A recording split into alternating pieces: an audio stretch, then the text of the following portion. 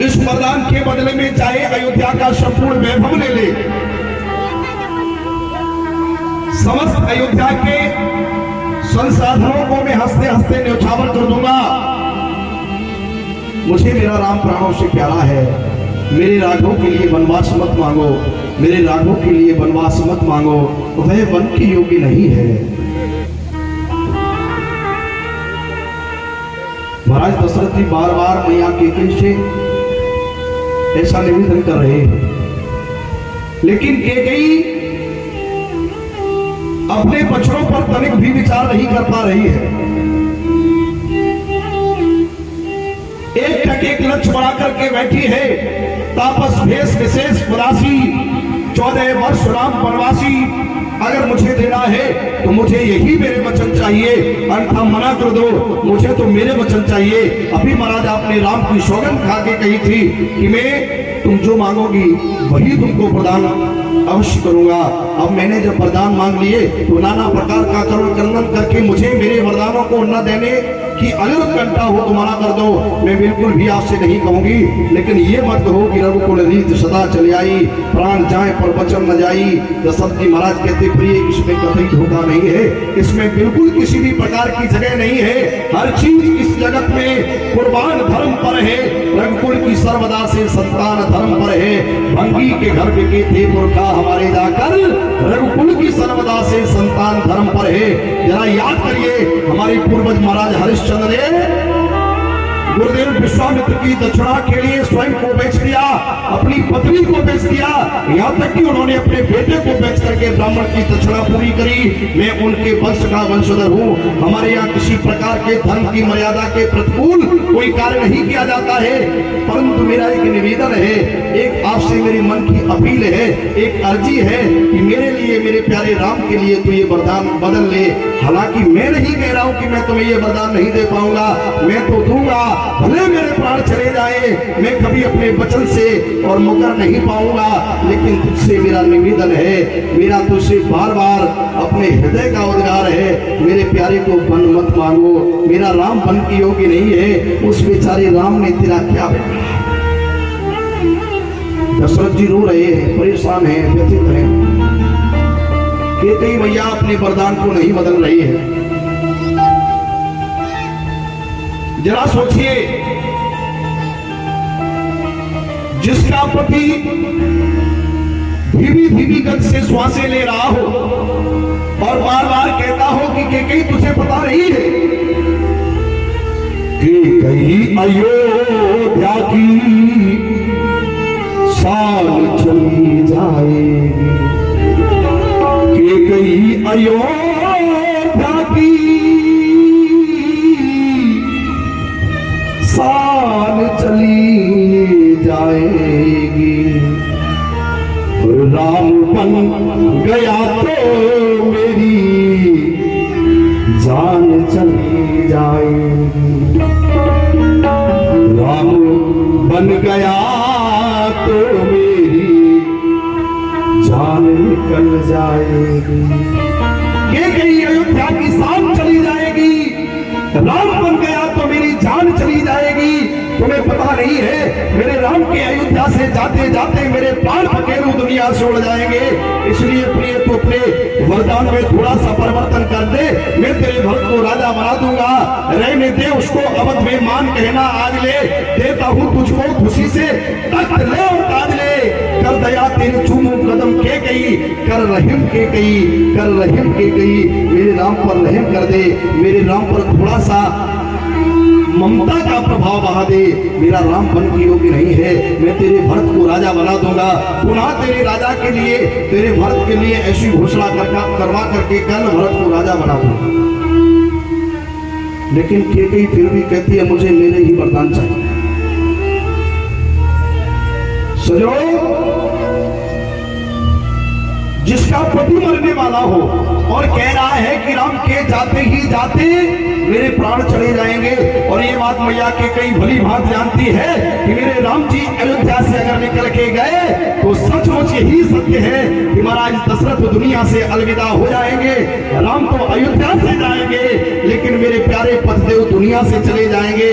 तब भी कैकेयी अपने वरदान को नहीं बदल रही है। इसका कोई अवश्य रहस्य होगा, इसका कोई अवश्य कारण होगा। कहीं ना कहीं मैया कैकेयी किसी बंधन से बंधी हो सकती है। न दुनिया में कोई ऐसी मां नहीं होगी, दुनिया में कोई ऐसी पत्नी नहीं होगी, दुनिया में कोई ऐसी नारी नहीं होगी जो अपने पति को इस अवस्था में देखे और वह जान ले कि मेरा पति मर जाएगा तब भी वह कार्य करे। ऐसा हो नहीं सकता। सजनों, संसार में दो तरह के रोने वाले होते हैं। दुनिया में दो तरह के रोने वाले होते हैं। एक आंखों से रोता है और एक हृदय से रोता है। आंखों से रोने वाले को दुनिया देख लेती है, दुनिया जान लेती है ये दुखी है, ये रो रहा है। लेकिन जो दिल से रोता है उसके दर्द को कोई समझ नहीं पाता। तुलसी बाबा कहते प्राण से अधिक राम प्रिय मोरे, ये भाव कैकेयी का है। कैकेयी कहती कि मुझे अपना राम प्राणों से भी प्यारा है। प्राण ते अधिक राम प्रिय मोरे, तिनके तिलक क्षोभ कस तोरे। एक तरफ संसार का कोई प्राणी ये कहे कि तेरे राघव की प्रसन्नता के लिए तुझे अपने प्राणों को भी देना पड़ेगा, तो कैकेयी कहती कि मैं हंसते हंसते अपने प्राणों को छोड़ दूंगी लेकिन मेरा राम दुखी ना रहे। और आज वह कैकेयी राम के लिए वनवास मांग रही है। कारण क्या है? सजनों, हम तो ये कहेंगे अगर मैया कैकेयी न होती तो रामचरितमानस नहीं होता। अगर मैया कैकेयी न होती तो राम मर्यादा पुरुषोत्तम भगवान नहीं होते। अगर मैया कैकेयी न होती तो राम का यश दुनिया में न होता। अगर कैकेयी न होती तो आज राम के प्रसंग को हम आप भाव से सुन रहे हैं, वो नहीं सुन रहे होते। एक समय की बात है, भगवान श्री राम की उम्र लगभग 7-8 वर्ष की होगी।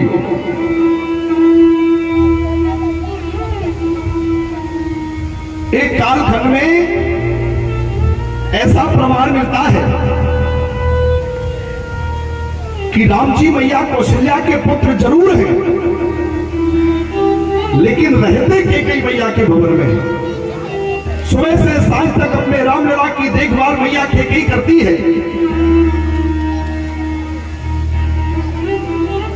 और कैकेयी के प्रीत के द्वारा, कैकेयी के अनुराग के द्वारा भरत शत्रुघ्न को अपने ननिहाल में चले जाते हैं, अपने मामा के घर चले जाते हैं। लेकिन कैकेयी जो है एक दिन भी राम को कहीं भेजना स्वीकार नहीं करती है। बिना राम के एक दिन भी कैकेयी अपने प्राणों को जो है संभाल नहीं पाएगी। इसलिए भरत शत्रुघ्न ननिहाल में चले जाते हैं, लेकिन राम जी एक दिन भी मैया कैकेयी से दूर नहीं होते। प्राण से अधिक राम प्रिय मोरे, कैकेयी को राम प्राणों से प्यारा है परंतु वनवास मांग रही है। इसका कोई विशेष कारण है।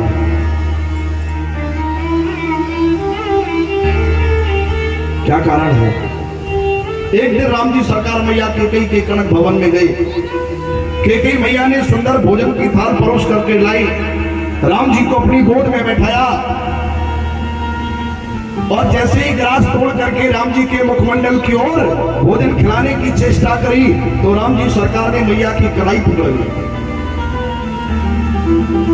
जब राम जी ने मैया कैकेयी की कलाई पकड़ ली तो मैया कैकेयी ने राम जी से कहा, प्यारे मैं तुम्हें भोजन कराने के लिए उत्कंठित हो रही हूँ और तुम मेरा हाथ पकड़ रहे हो, मेरी कलाई पकड़ रहे हो, तुम्हारे मन में क्या है, तुम क्या चाहते हो? राम जी सरकार मैया कैकेयी से कहते, मैया मैं तुझसे कुछ मांगना चाहता हूं। ध्यान से सुनेंगे तो समझ में आएगा। कैकेयी मैया ने कहा, राघव तुम क्या मांगना चाहते हो? राम जी ने कहा कि पहले मेरी शपथ खाओ, मेरे शीश पे हाथ रख के कह दो राघव तुम जो मांगोगे वही दूंगी। कैकेयी मैया कहती, राघव इस कैकेयी के पास कुछ ऐसा नहीं है जो राघव से कीमती हो।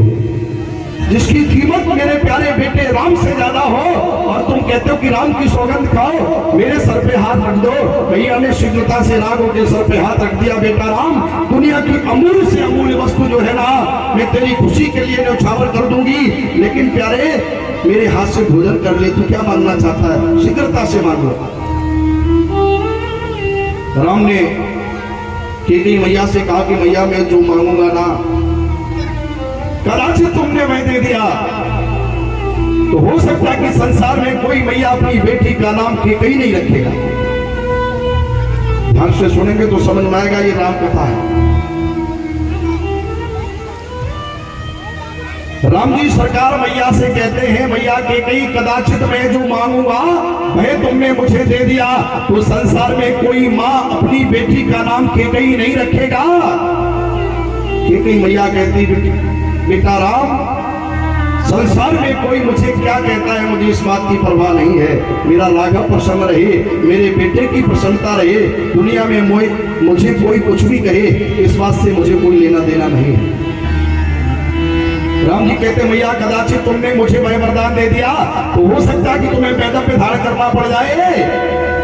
मैया कैकेयी कहती है, राघव, अगर मेरे वैधव्यता में ही तुमको प्रसन्नता होगी, मेरे विधवापन में ही तुमको खुशी होगी, तो हंसते हंसते में अपना सिंदूर दान कर दोगी, लेकिन मैं कभी भी मेरा प्यारा जो चाहेगा, मेरे राघव की प्रसन्नता में मुझे जो भी करना पड़ेगा, बेकार में हंसते हंसते करूंगी।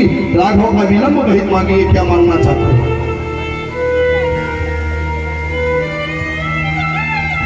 परमात्मा श्री राम ने मैया कैकेयी से अपनी सौगंध करवाई। मैया ने राम जी के माथे पे हाथ रख के कहा, बेटा तुम जो मांगोगे वही प्रदान करो। धीरे से राम जी ने कहा कि भैया एक समय ऐसा होगा, ब्याह मिथिला से होने के बाद जब मैं अयोध्या में आऊंगा, विवाह के उपरांत मेरी राज तिलक की तैयारियां होगी, मुझे राजा बनाने की घोषणा की जाएगी।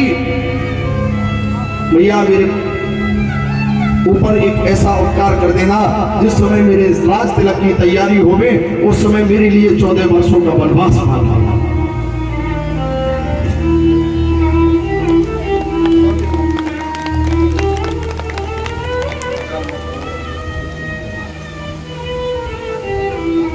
राम जी कहते, मैया कैकेयी से, मैया जिस समय मेरे राज तिलक की तैयारियां हो गई, सभी मुझे राजा बनाने की लालसा में प्रसन्नता का माहौल बनाए हुए, और उस दिन मैया तुम मेरे लिए 14 वर्षों का वनवास मांग लेना। हाथ से वह भोजन की थाली मैया कैकेयी के छूट गई। राघव तुम क्या मानते हो, मैं बिना प्रसन्नता के रह सकती हूँ, बिना धन दौलत के रह सकती हूँ, बिना सिंदूर के रह सकती हूँ, लेकिन अपने प्यारे राम से पृथक एक क्षण भी किसी हालत में नहीं रह पाऊंगी। तुम 14 वर्षों के लिए कह रहे हो कि 14 वर्षों का वनवास मांगो। प्राण ते अधिक राम प्रिय मोरे, प्यारे राम मुझे अपने प्राणों से अधिक तुम प्यारे हो। 14 वर्षों के लिए मैं ये कदापि नहीं मांग पाऊंगी। राघव तुम अपना वचन जो है ना परिवर्तित कर लो। नहीं नहीं, मैं ये कभी नहीं दे पाऊंगी। राम जी ने कहा, मैया तुमने मेरे सर पे हाथ रखा है, तुमने मुझे सौगंध दी है।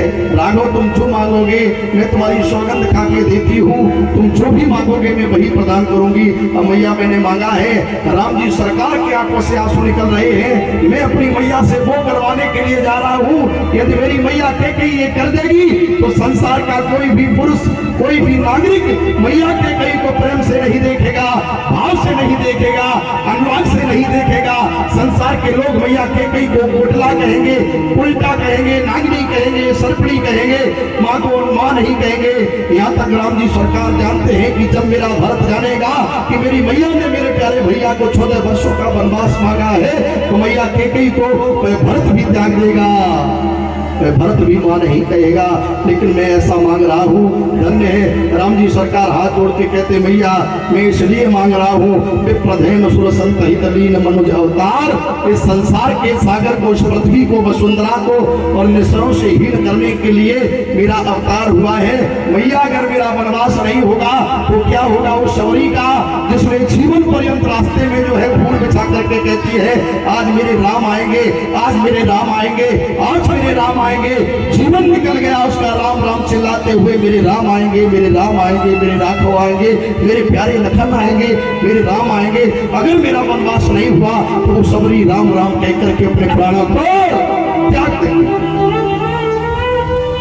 क्या होगा उन मतंग ऋषि का, क्या होगा महाराज सरवंग का, क्या होगा अगस्त जी का, क्या होगा भारद्वाज का, क्या होगा महाराज सुग्रीव का, क्या होगा उस विभीषण भक्त का जो लंका जैसी नगरी में काल के काल में रह करके मेरा स्मरण कर रहा है।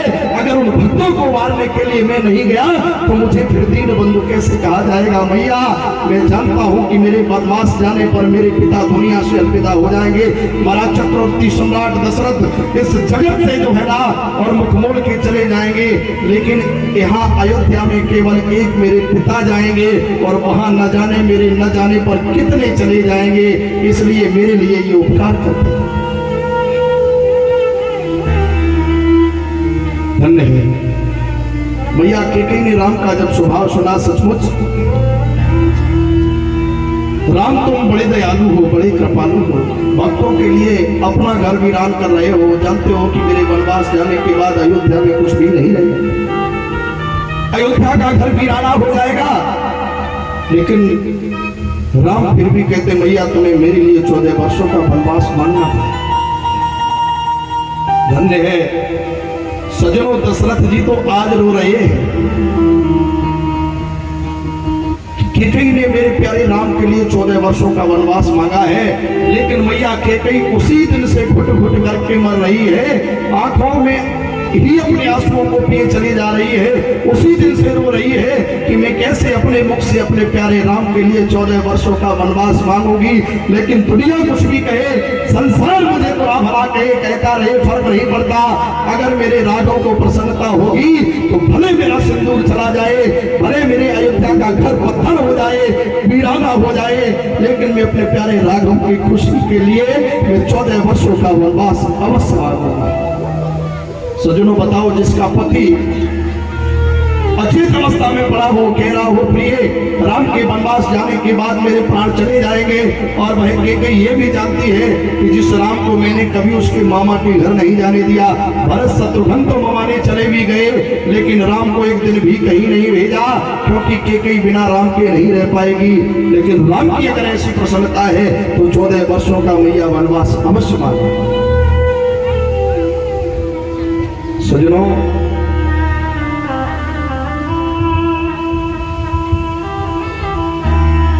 अगर पूछा जाए कि त्याग किसे कहते हैं तो एक बार कैकेयी को स्मरण कर लो। त्याग का स्वयं दूसरा स्वरूप मैया कैकेयी है, जो राम के लिए राम का त्याग कर रही है, अपने पति का त्याग कर रही है, अपने बेटे का त्याग कर रही है, अपनी बहनों का त्याग कर रही है, अपने पूर्ववासियों का त्याग कर रही है, संपूर्ण अयोध्या जिसे बुरी नजर से देख रही है, सबका त्याग करके और अपने हृदय पर वज्र छाती को पत्थर करके राम जी को 14 वर्षों का वनवास मांग रही है। क्योंकि कि मेरे वनवास मांगने पर मेरे राघव को प्रसन्नता होगी। दुनिया बुरा भला कहे कहती रहे, मुझे तो राम प्यारा है, मुझे प्यारा राघव से अनुराग है, राघव के सिवा दुनिया में मुझे कोई दूसरा प्यारा नहीं है। सुमंत से कहा शीघ्रता से राम को बुलवाओ। सुमंत जी महाराज राम को बुलाने के लिए गए। राम जी ने आकर के देखा कि पिता अचेत अवस्था में महाराज चक्रवर्ती सम्राट दशरथ जी लेटे हुए हैं। उनकी दशा बड़ी असहनीय है। पिताजी के चरणों में प्रणाम करके महाराज मर्यादा पुरुषोत्तम भगवान श्री राम बार बार पूछ रहे हैं, मंत्री मंत्री माता माता क्यों मेरे पितु अकुलाए हैं, क्या मुझसे कोई भूल हुई जो मेरे पिता रसाए हैं, क्या मुझ पर कोई पाप हुआ, क्या मुझ पर कोई भूल हुई जिस भूल के कारण मेरे पिता की यह दशा है?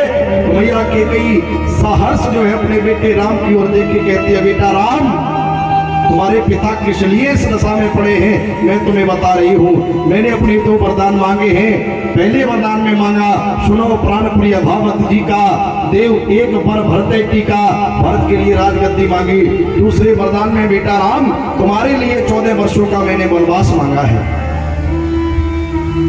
राम जी बड़े प्रसन्न हुए। थोड़ी सी बात के लिए पिताजी के द्वारा ऐसा असहनीय संदेश, हितात तनिक बात के लिए इतना संताप उठाया है, नाहक इतनी उलझन झेली, पहले ही क्यों न बताया है। अरे इतनी छोटी बात के लिए आपकी ये दशा महाराज, अगर पहले बताते थे तो आपको ये कष्ट सहन नहीं होता। हम इतने बड़े हुए, अब तक आदेश किसी ने दिया नहीं, माता या पिता गुरु ने भी हमको आदेश दिया नहीं। आज दिन तक मुझे किसी ने आदेश नहीं दिया। आज मेरे मंगल का समय है, जो मेरे पिताजी ने मेरे लिए 14 वर्षों का वनवास की आज्ञा दी है। महाराज आप बिल्कुल भी अपने मन में संदेह मत करना, हंसते हंसते तुम्हारा राघव आपके बच्चों की पूर्ति करेगा। मैया कैकेयी ने 14 वर्षों का वनवास जरूर मांगा है, लेकिन राम जी से एक संकेत किया है, बेटा राघव अब विलंब न करो, अपनी मैया कौशल्या से विदाई लो। तुम्हारी मां कौशल्या है ना, उससे विदाई लेकर के शीघ्रता से वनवास की तैयारी करो।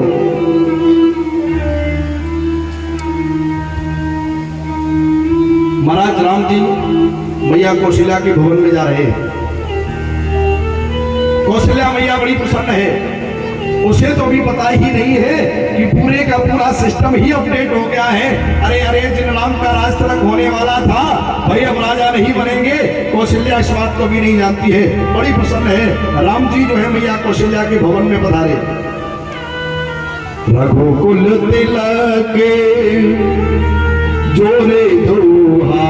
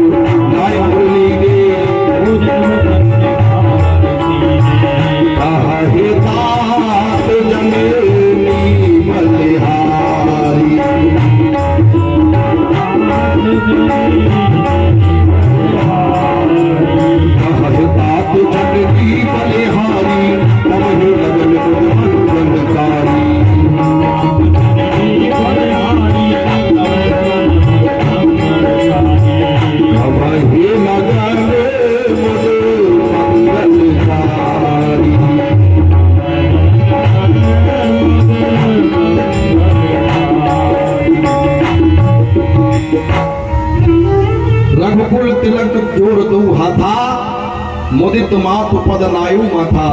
दोनों हाथों को जोड़ करके भगवान श्री राम ने अपनी मैया कौशल्या को मस्तक को नवा करके प्रणाम किया। दीन आशीष लाए और आशीर्वाद दिया। मैया कौशल्या ने अपने लाला को हृदय से लगाया। भूषण वसन न्यौछावर कीने, राम जी ने राजश्री वस्त्र उतार करके मैया कौशल्या को न्यौछावर किया।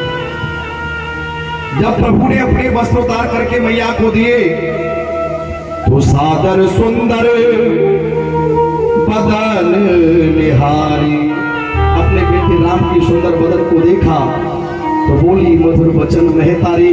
मैया ने मीठे वचनों से कहा, बेटा राम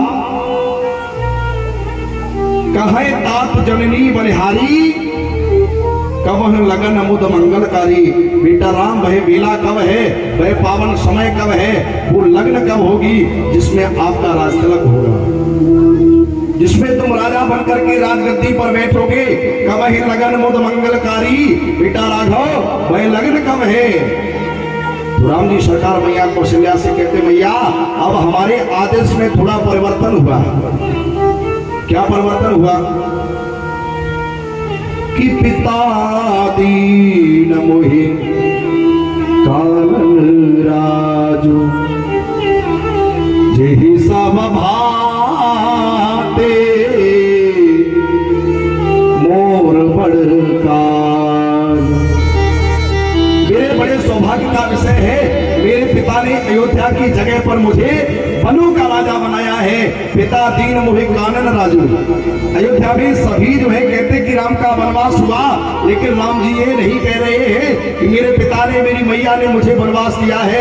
राम जी कह रहे पिता दीन मोहि कानन राजू, जय सब भात मोर बड़ काजू। मेरे पिताजी ने मुझे वनों का राजा बनाया है और 14 वर्ष तक मैं वन का राज्य करूंगा। ये मेरे लिए बड़ी सौभाग्य की बात है। ऐसा दुखद समाचार जब मैया कौशल्या ने सुना कि राम जी कल 14 वर्ष के लिए बन जाएंगे, अरे अरे ये क्या हुआ।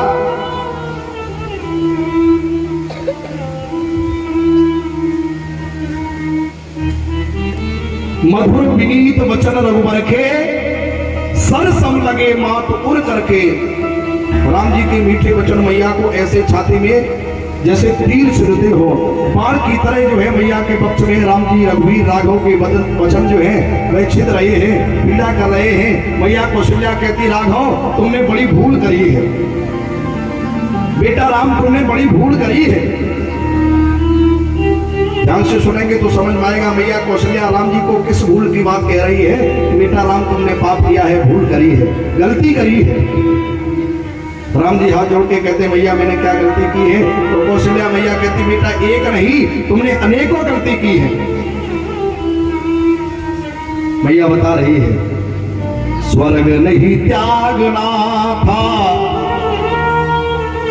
पहली गलती तो यह कि संसार का प्रति प्राणी स्वर्ग में जाने के लिए नाना प्रकार के सत्कर्म करता है, पुण्य करता है, नाना प्रकार से दान करता है, सत्संग कीर्तन भजन अनुष्ठान आराधना तपस्या नाना प्रकार के यत्न करता है और स्वर्ग में जाने के लिए। महाराज तुम स्वर्ग छोड़ के यहाँ आए तो तुमने पहली भूल ये की, स्वर्ग नहीं त्यागना था, त्यागी यदि आई दूर। अगर त्याग भी आए तो दूसरी भूल नहीं करते। बोला क्या भूल करी, स्वर्ग नहीं त्यागना था, त्यागी यदि आई दूर। तो क्रूर रघुवंश सा न वंश अपनाना था। पहली गलती करी कि स्वर्ग नहीं त्यागना था। चलो पहली गलती हो गई तो दूसरी नहीं करते। स्वर्ग नहीं त्यागना था, त्याग यदि आए दूर। तो क्रूर सूर्य वंश से न वंश अपनाना था। तुम्हें रघुवंश में सूर्य वंश में जन्म धारण नहीं करना था। दूसरी गलती ये कर दी। भैया कौशल्या कहती फिर भी कोई बात नहीं, अगर ये दोनों गलती कर दी थी तो तीसरी गलती न करते। सत्य के स्वागत हित राम से सपूत दे।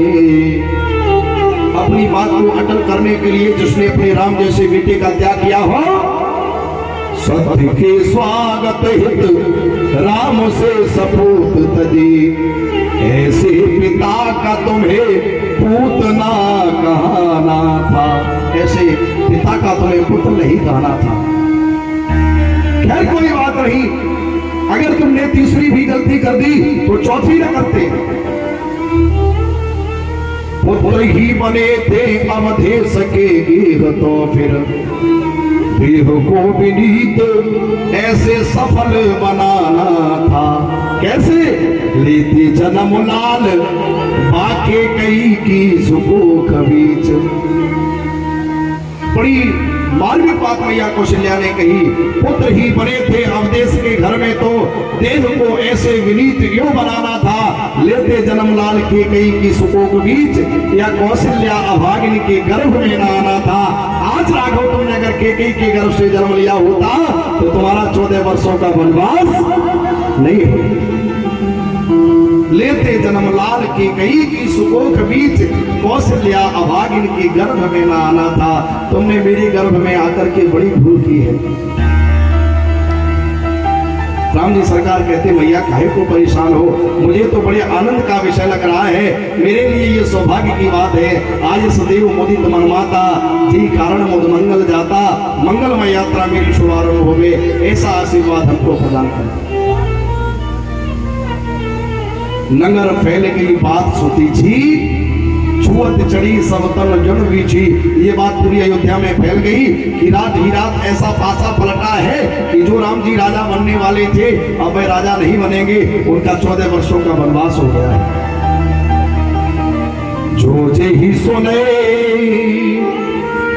धुने सिर सोई, बड़ विषाद धीरज नहीं होई।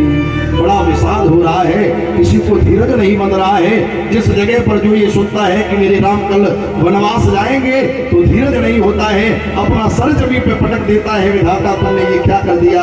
अरे अरे हम सब तो इस बात की लालसा में उत्कंठा में और प्रफुल्लित हो रहे थे कि कल मेरे राम राजा बनेंगे। राम जी सरकार अयोध्या के चक्रवर्ती भूपाल बनकर के हम सभी अयोध्या वासियों को और सुख की लीला की अनुभूति कराएंगे। उनका वनवास हो रहा है तो प्रवासियों को अच्छा नहीं लगा। जगत माता जगदम्बा जानकी ने जब सुना कि मेरे मन भावन वनवास जा रहे हैं तो मैया जानकी भाग के प्रभु के पास आई और पैरों में पड़ के और रोने लगी, करुणा भरी पुकार से करुण क्रंदन करने लगी, प्रभु जी अभी न दे नदी बिनो बारी, तैसे ही नाथ पुरुष बिनु नारी। प्रभु मैं आपके बिना एक क्षण भी नहीं रह पाऊंगी। घने जंगलों में 14 वर्ष वनवास में आपके चरणों की सेवा के लिए मैं भी चलूंगी। प्यारे प्राणनाथ मुझे भी ले चलो। राघव तुम्हारी सेवा सीता एक क्षण भी अवध में नहीं रह पाएगी। बार बार करुणा भरी पुकार से जो है जानकी मैया राम जी से विनय कर रही है, निवेदन कर रही है। राम जी समझा रहे हैं मेरे लिए वनवास हुआ, तापस भेष विशेष उदासी, 14 वर्ष राम वनवासी, न कि सिया वनवासी, केवल मेरे लिए वनवास हुआ है। प्रिय तुम वन की योग्य नहीं हो, तुम वन मत जाओ। जानकी मैया ने कहा प्रभु अगर मुझे ले नहीं गए तो मैं अपने प्राणों को त्याग दूंगी। राम जी ने देखा बड़ी व्यवस्था गंभीर है तो कह दिया कि मैया कौशल्या से आदेश ले लो, अगर मैया कह देगी तो मैं तुम्हें अवश्य वन में साथ ले चलूंगा। राम जी ने शायद इसलिए कह दिया कि मैया कौशल्या मेरे से कई गुना अधिक सीता को चाहती है। महाराज राम जी ब्याह करके सीता को जिस दिन लाए तो दशरथ जी ने कौशल्या से कहा, वधू लड़किनी पर घर आई, रखियो नयन पलक की नाई। जिस प्रकार नेत्रों की, आंखों की, नयनों की रक्षा यह पलक करते हैं, ऐसे ही ये जनक की बेटी है, मेरे घर में बहू बन करके आई है, इसकी देखभाल करना है। तो कौशल्या मैया ने कहा महाराज दशरथ से कि मेरी किशोरी जगत जानकी जो है ना उसके लिए क्या व्यवस्था है, मैं उसे अपने गोद में खिलाती हूँ और गोद से जब अलग करती हूँ तो पालने में लिटाती हूँ, पालने से जब पृथक करती हूँ तो पलक पर लिटा देती हूँ। मैं अपनी बेटी और बहू में कतई अंतर नहीं रखती हूँ। तो राम जी जानते हैं कि मेरी मैया कौशल्या मुझसे कई गुना ज्यादा सीता को चाहती है। कौशल्या मैया कभी नहीं कहेगी तो कह दिया कि अगर मैया आदेश करेगी तो मैं तुम्हें 14 वर्षों तक वन में साथ ले चलूंगी। सीता मैया कौशल्या के पास गई, चरणों में बैठ करके रोने लगी। कौशल्या मैया समझ गई सचमुच राम के जाते जाते मेरे पति तो मेरे से पृथक हो जाएंगे, लेकिन ये बेचारी बिना पति के अयोध्या में नहीं रह पाएगी। तो राम जी को बुलाया, राम को आदेश दिया, बेटा राम तुम्हें कैकेयी मैया ने आदेश दिया है 14 वर्षों के लिए, मैं भी तुम्हारी मैया हूँ, मैं तुम्हें आदेश कर रही हूँ कि सीता तुम्हारे संग जाएगी, सीता को साथ ले जाओ। सीता जी तैयार हुई। पूज्यपाद तुलसीदास जी महाराज रामचरितमानस में कहते हैं, समाचार जब लक्ष्मण पाई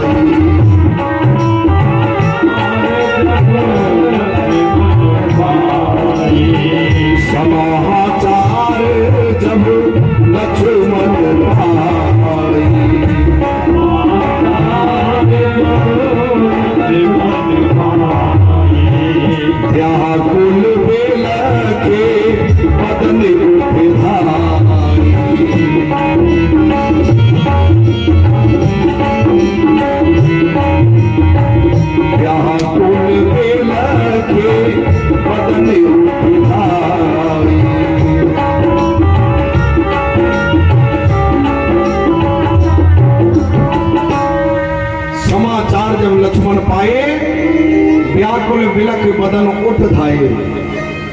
जैसे ही सुना कि मेरे राम जी वनवास जा रहे हैं, लक्ष्मण जी बड़े व्याकुल होकर के बिलखते हुए और भागते हुए राम जी के पास जाकर के आंखों से नीर बह रहा है, आंखों से करवा क्रंदन करते हुए लक्ष्मण जी भागते हुए राम जी के चरणों में गिर गए। भैया भैया भैया, इस बात के अलावा दूसरा कुछ कह नहीं पा रहे हैं। राम जी ने लक्ष्मण को उठा के छाती से लगाया, प्यारे तुम क्यों परेशान हो? हे मेरे बड़े भैया, मैं साथ ही चलूंगा, सेवक हूँ सर्वदा से सेवा सदा करूंगा। बारे ही ते निज हितपति जानी, लक्ष्मण राम चरण रति मानी। जिसने बचपन से ही अपना सर्वस्व अपने राम के प्रति न्यौछावर कर दिया हो, ऐसे लक्ष्मण जी ने जो है ना, एक क्षण भी राम से कभी विछोह नहीं किया। बचपन से जिस दिन से प्रभु अवतरित हुए हैं, जिस दिन से राम जी का जन्म हुआ है, जिस दिन से राम लक्ष्मण भरत शत्रुघ्न चारों बालकों का जन्म हुआ है, तब से लक्ष्मण ने अपना सर्वस्व राम के चरणों में दान कर दिया, भेंट कर दिया। बारे ही ते निज हितपति जानी, लक्ष्मण राम चरण रति मानी। राम के चरणों के सिवा दूसरा और कुछ भी कार्य लक्ष्मण ने अभी तक किया है।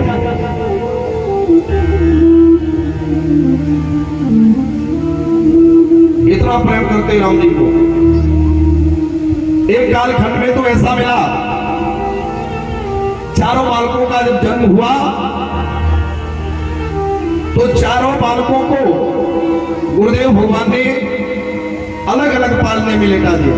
एक पालने में राम जी सरकार लेटे हुए हैं, एक पालने में भरत जी लेटे हुए हैं, एक में शत्रुघ्न लेटे हुए हैं, एक पालने में लक्ष्मण को लेटाया। कि पालने में लखन व राम जी लेटाए गए, लेटते ही करुणा सदन चुप हो गए। चारों बेटे रो रहे थे तो पालने में लेटा गया। ध्यान से सुनेंगे समझ में आएगा। पालने में लखन व राम जी लेटाए गए, लेटते ही करुणा सदन चुप हो गए। किंतु लक्ष्मण कुछ ऐसा तेज रोए, उन्हें रोता देख धरती गगन चुप हो गए। लक्ष्मण जी को जब लिटाया तो लक्ष्मण जी इतना तेज रोए कि धरती और गगन जो है एकदम से शांत हो गए। पालने में लखन व राम जी लिटाए गए, लेटते ही करुणा सदन चुप हो गए। किंतु लक्ष्मण कुछ ऐसा तेज रोए, उन्हें रोता देख धरती गगन चुप हो गए। राजवैद्य आए कोई रोग न बता सका तो ज्योतिषी भी करके यतन चुप हो गए।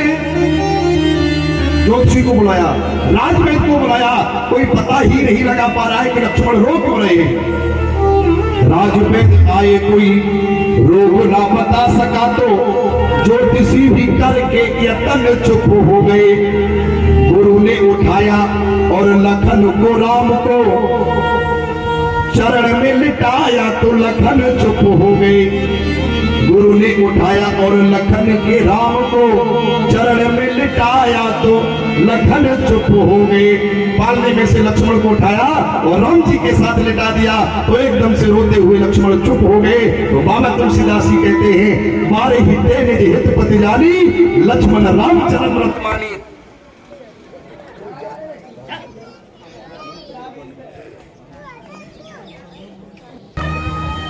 बोलिए सियावर रामचंद्र की जय।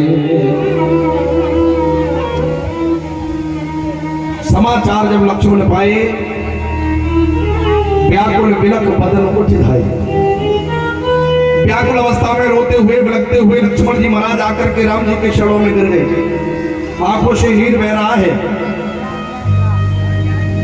राम जी ने झट से अपने प्यारे भैया लक्ष्मण को उठाया, छाती से लगाया। प्यारे, रोने का कारण क्या है? तो लक्ष्मण जी कहते, मैं भी आपके साथ चलूंगा। राम जी कहते, भैया लक्ष्मण तुम्हें पता नहीं है, भरत शत्रुघ्न दोनों ननिहाल में है। मैं 14 वर्षों के लिए वन जा रहा हूं। सीता की स्थिति ठीक नहीं है। इस अयोध्या के चक्रवर्ती शासन की देखभाल कौन करेगा? माताओं की, गुरुदेव भगवान की, पिताजी की सेवा कौन करेगा?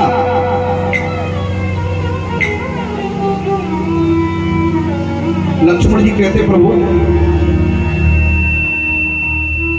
अयोध्या का चक्रवर्ती शासन का भार जो है ना, वह विशाल है, मैं इसे सहन नहीं कर पाऊंगा, अयोध्या की देखभाल में नहीं कर पाऊंगा। राम जी सरकार से लक्ष्मण ने कहा, प्रभु याद करो, आप इतनी बड़ी जिम्मेदारी आज मुझे दे रहे हो। मिथिलापुरी में जब जगत माता पराम्बा जगदम्बा जानकी मैया का स्वयंवर हुआ और वहां अपने धनुष की प्रतिष्ठा को चढ़ाया, परशुराम जी फरसा लेकर के जब आए, मेरी ओर जब फरसा बढ़ाया तो प्रभु आपने परशुराम जी से क्या कहा था कि लक्ष्मण अबोध है, शिशु है, मरने बालक एक स्वभाव, ये नादान है, अनभिज्ञ है, अबोध है, दुधमुहा है। अब बताइए, उस अबोध बालक को, दुधमुहा बालक को इतनी बड़ी जिम्मेदारी दे रहे हो, वह कैसे निभा पाएंगे? प्रभु आपको याद है ना, आपने तो स्वयं ही कहा था कि लक्ष्मण अबोध है, और अबोध बालक कैसे इतनी बड़ी जिम्मेदारी निभा पाएगा? राम जी श्री लक्ष्मण जी कहते, प्रभु आपको याद है? राम जी कहते, हाँ याद है। लेकिन लक्ष्मण तुमने भी कुछ कहा था। क्या कहा था? जिस समय जनक जी ने अपना करुणा भरा विलाप किया तो तुमने भी कुछ कहा। क्या कहा? सुनहो भानुकुल पंकज भानु, कहो स्वभाव न कछु अभिमानु, जो तुम्हारे अनुशासन पावो तो कंदुक एक ब्रह्मांड उठावो, काचे घट जिम डारो फोरी, सको मेर मूलक जिम तोरी, कमल लाल जिम छाप चढ़ावो, सत जोजन प्रमाण ले धावो, तोरो छत्रक दंड जिम तप प्रताप बलनाथ, जो न करो प्रभु पद शपथ, करना धरो धन भात, करना धरो धन भात, करना धरो धन। लक्ष्मण से कहा कि संपूर्ण ब्रह्मांड को कच्चे घड़े की तरह फोड़ने की बात आपने कही, धनुष को कमल की डंडी के समान तोड़ने की बात कही, और तुम कहते हो कि लक्ष्मण अबोध है। लक्ष्मण जी कहते, मैंने कहा ही नहीं, ये सब करने में मैं समर्थ हूं, लेकिन प्रभु एक बात आप भूल रहे हो। मैंने जब ये कहा कि मैं ये सब करूंगा, तब एक बात और कही। बोला क्या कहा? तो लक्ष्मण जी कहते, मैंने एक बात और कही, तब प्रताप महिमा भगवान, तब प्रताप महिमा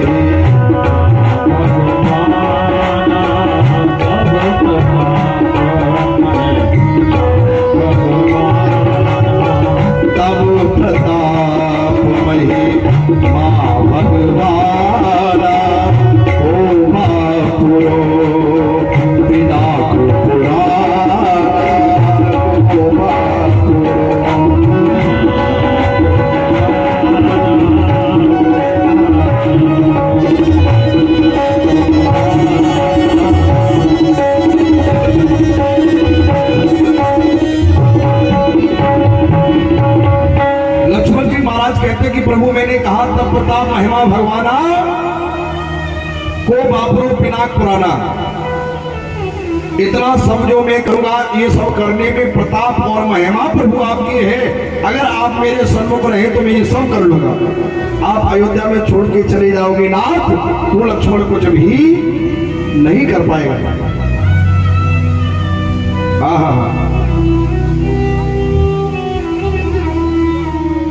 राम जी सरकार से लक्ष्मण ने निवेदन किया, भैया वैसे तो मैं दास हूं, आप मेरे स्वामी हैं, स्वामी के आदेश के बिना मैं कोई काम नहीं कर सकता। आप अगर मुझे नहीं ले जाएंगे तो मेरा बस क्या है? कोई बस नहीं है। हाँ इतना जरूर है, राम जी के चरणों में गिर करके लक्ष्मण ने कहा, भैया अगर तुम मुझे छोड़ के वनवास में चले जाओगे तो मेरे प्राण पखेरु उड़ जाएंगे, लौट करके अयोध्या में तुम सबको पाओगे, लेकिन लक्ष्मण को नहीं पाओगे। विशेष प्रेम करते लक्ष्मण जी। राम जी ने देखा कि लक्ष्मण बड़े विरहातुर हो रहे हैं, विवश हो रहे हैं, रो रहे हैं, व्याकुल हो रहे हैं, विलख रहे हैं, तो लक्ष्मण से कहा, एक काम करिए, मैया सुमित्रा से आदेश लेकर के आओ। अगर सुमित्रा मैया चाहेगी तुम्हें आदेश दे देगी, तुम्हें अवश्य तुम्हें ले चलूंगा। राम जी ने शायद इसलिए सोचा कि माँ की ममता ऐसी प्रबल होती है कि संसार में कितना भी दुष्प्रवृत्ति वाला बालक हो, कितना भी क्रूर भाव वाला बालक हो, लेकिन माता कभी भी अपने आंखों से दूर उसे देखना नहीं चाहती। कहा कि सुमित्रा मैया के पास जाओ। मैया सुमित्रा अगर कह देगी तो मैं तुम्हें वनवास ले चलूंगा। लक्ष्मण जी महाराज मैया सुमित्रा के पास गए, सहमे सहमे से खड़े हैं। सुमित्रा मैया ने कहा लक्ष्मण तुम कुछ कहना चाहते हो क्या? हाँ, क्या कहना चाहते हो?